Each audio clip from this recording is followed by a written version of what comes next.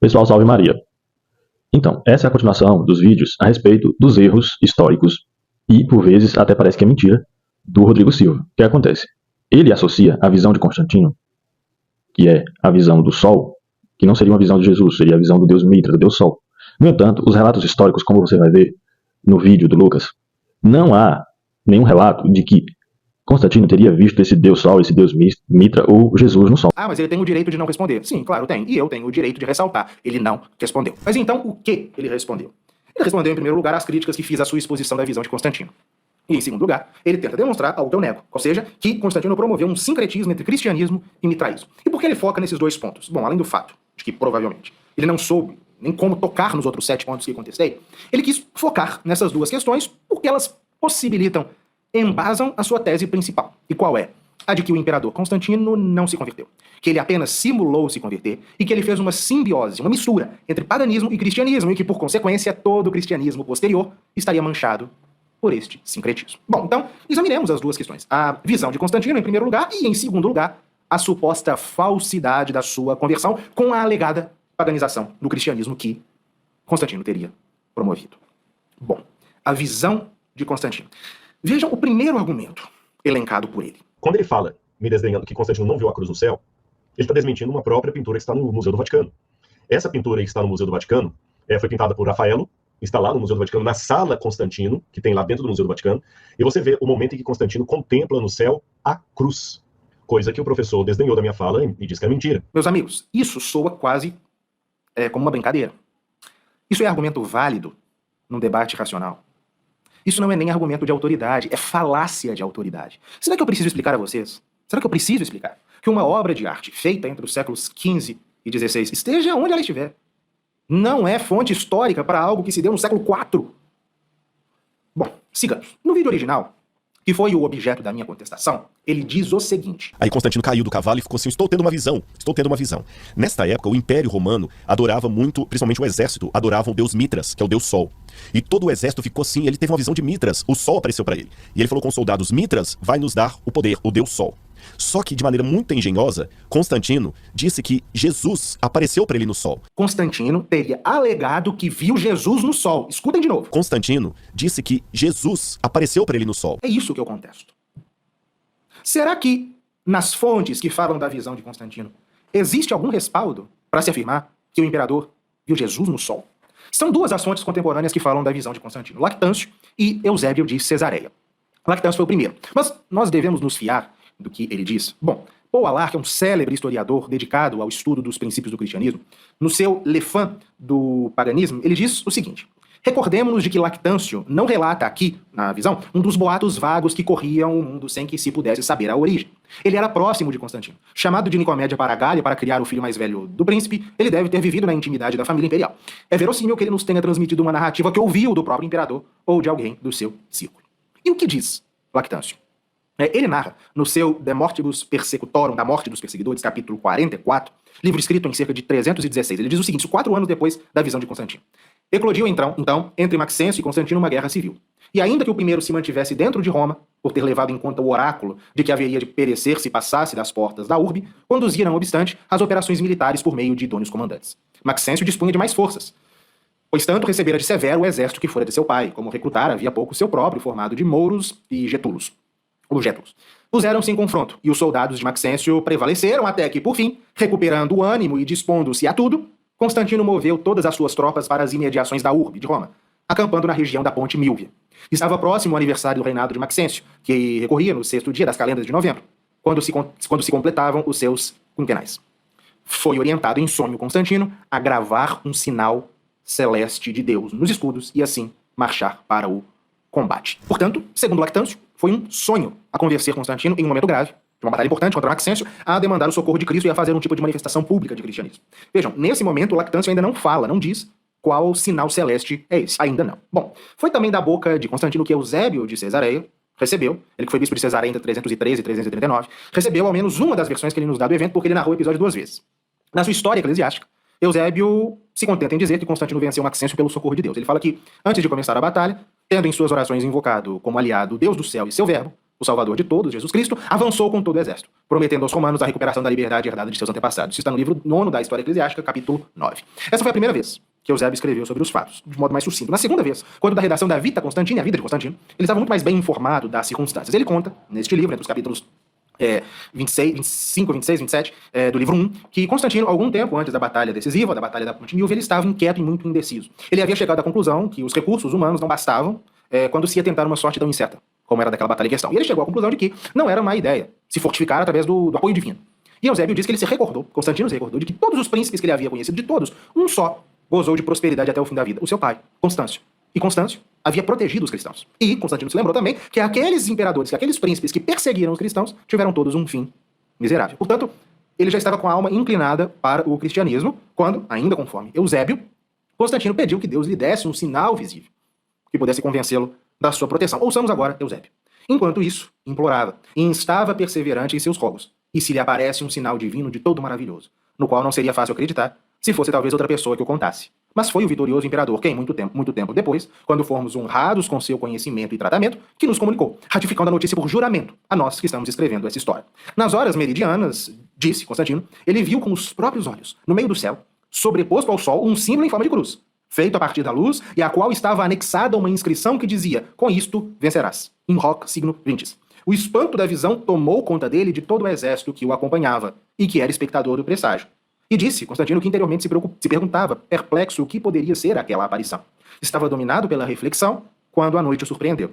Em sonho, viu Cristo, Filho de Deus, com o sinal que apareceu no céu, que lhe ordenou que, uma vez feito uma imitação do sinal observado no céu, o usasse como estandarte nas batalhas contra os inimigos. Levantando-se logo após o amanhecer, ele comunicou o arcano aos seus amigos. Existe contradição entre Lactâncio e Eusébio apenas aparentemente. Lactâncio fala de um sonho, Eusébio fala da visão do céu e depois do sonho. Mas o que Constantino viu no céu? Eusébio diz que ele viu uma cruz. Mas será que com esta palavra, cruz, Eusébio não queria dizer outra coisa diferente da que nós chamaríamos cruz? Ah, mas isso é especulação. Especulação baseada no que o próprio Eusébio diz em seguida. Diz ele, no capítulo 32 do livro 1 da vida de Constantino. A seguir, depois de ter convocado os artesãos de ouro e de pedras preciosas, sentou-se entre eles e fez-lhes compreender a figura do sinal que mandou reproduzir no ouro e nas pedras preciosas. Numa ocasião, o próprio imperador, e isso por especial favor de Deus, deu-nos a honra de contemplá-lo com os nossos olhos. Foi feito da seguinte forma. Uma longa haste revestida de ouro tinha um braço transversal posicionado em forma de cruz. Acima, repousava solidamente entrelaçada com pedras preciosas de ouro uma coroa, na qual duas letras, indicando o nome de Cristo, conotavam o símbolo da fórmula salvadora, através dos dois primeiros caracteres. Um Rho e um Ki. Mais tarde, o imperador passou a usá-lo no capacete. Do braço horizontal, que era atravessado pela haste, pendia suspenso um pano de categoria real, coberto com uma variada gama de pedras preciosas costuradas que emitiam raios de luz, todos bordados em ouro, e que ofereciam a quem via um espetáculo de beleza indescritível. Este pano, preso ao braço horizontal, tinha dimensões simétricas em comprimento e largura. O mastro perpendicular, que da base ganhava grande comprimento até o topo, abaixo do troféu da cruz, próximo às bordas de ouro, carregava a efígie dourada elevada ao peito do imperador e de seus filhos. O imperador usou continuamente esse sinal salvífico como salvaguarda contra qualquer poder hostil que se opusesse a ele, e ordenou que objetos semelhantes a ele fossem colocados na frente de seus exércitos. E voltemos a Lactâncio. Ele também faz uma descrição do símbolo que Constantino foi mandado a inscrever nas suas armas. Isso no capítulo 44 ainda do De Mortibus Persecutorum. Ele fez como lhe fora mandado.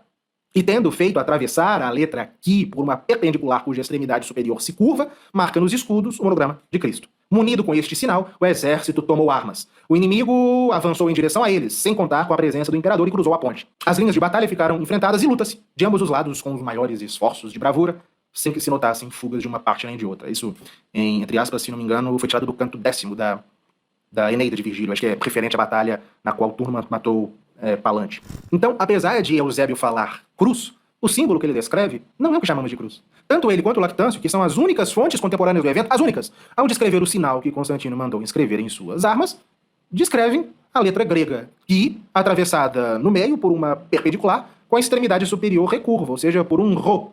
Nada mais é do que a cruz monogramática de Cristo, e não este símbolo que nós chamamos ordinariamente cruz. Que era, na verdade, o que chamava-se lábaro. E a arqueologia demonstra que este símbolo que Constantino inscreveu nos seus escudos e estandartes era o lábaro.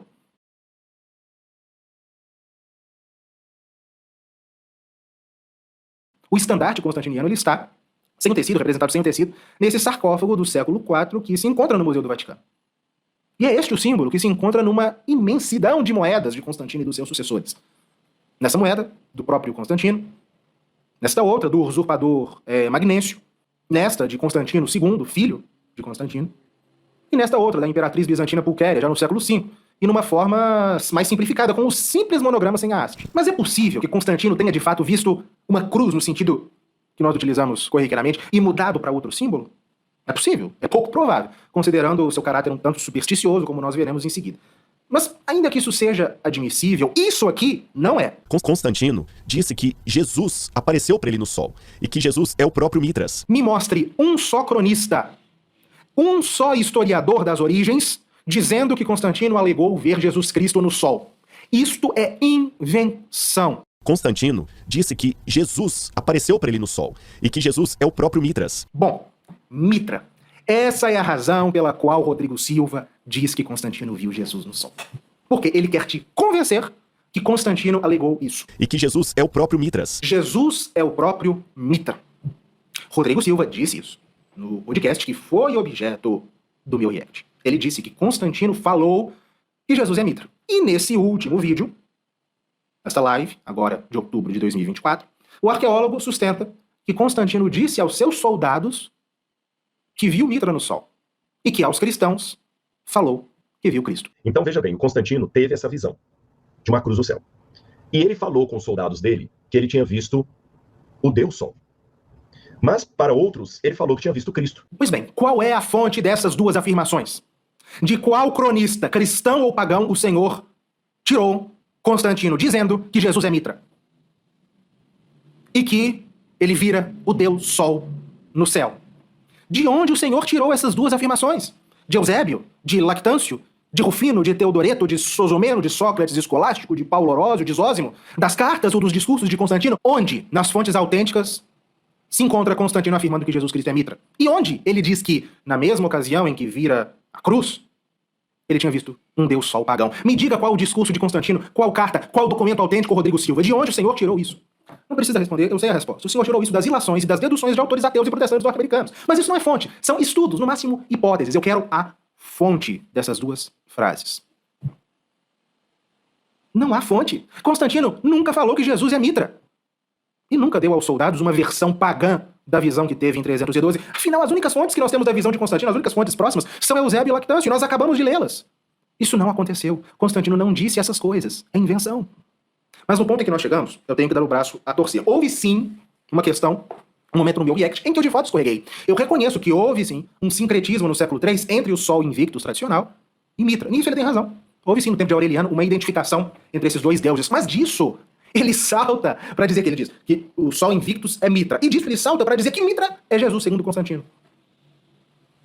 Desse sincretismo feito entre o Sol Invictus e Mitra, saltar para afirmar que Constantino declarou que Jesus é Mitra é uma falácia, é um sofisma.